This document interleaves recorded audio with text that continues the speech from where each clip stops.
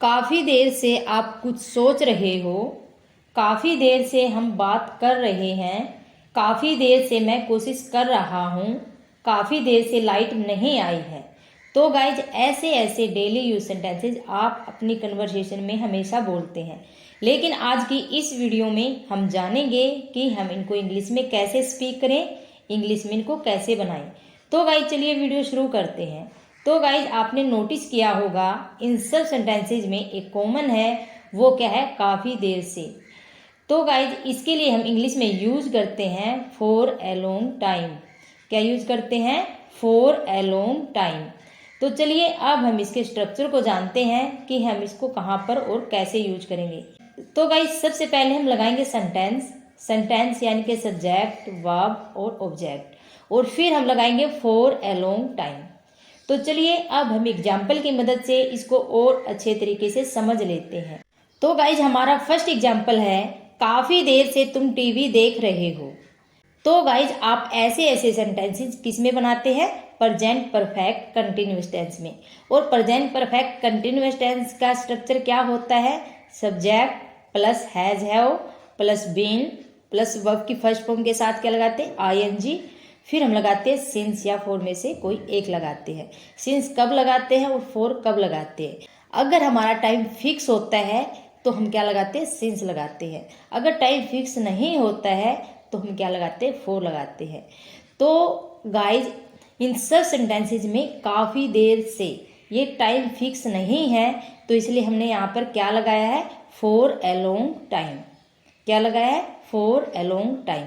तो चलिए हम देखते हैं कि हम ऐसे सेंटेंसेस को कैसे बनाएंगे। तो गाइज सबसे पहले हम लगाएंगे सेंटेंस।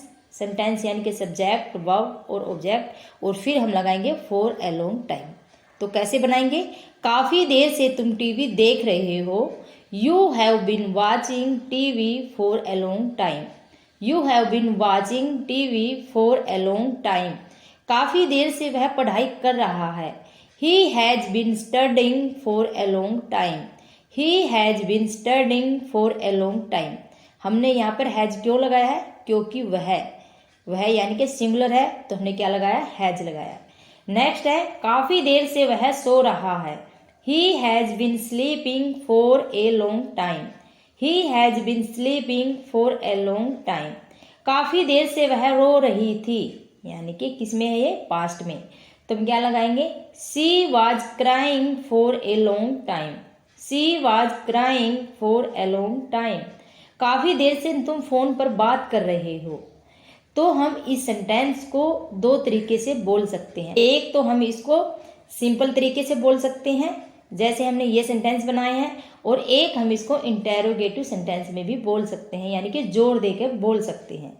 तो हम कैसे बनाएंगे? सिंपल वे से कैसे बनाएंगे इसको? You have been talking on the phone for a long time. You have been talking on the phone for a long time. और अगर हमें इसको इंटेरोगेटिव तरीके से बनाना होता है तो कैसे बनाएंगे? Have you been talking on the phone for a long time. Have you been talking on the phone for a long time. काफ़ी देर से वह बकवास कर रहा था। He was talking nonsense for a long time. He was talking nonsense for a long time. काफ़ी देर से लाइट नहीं आई है।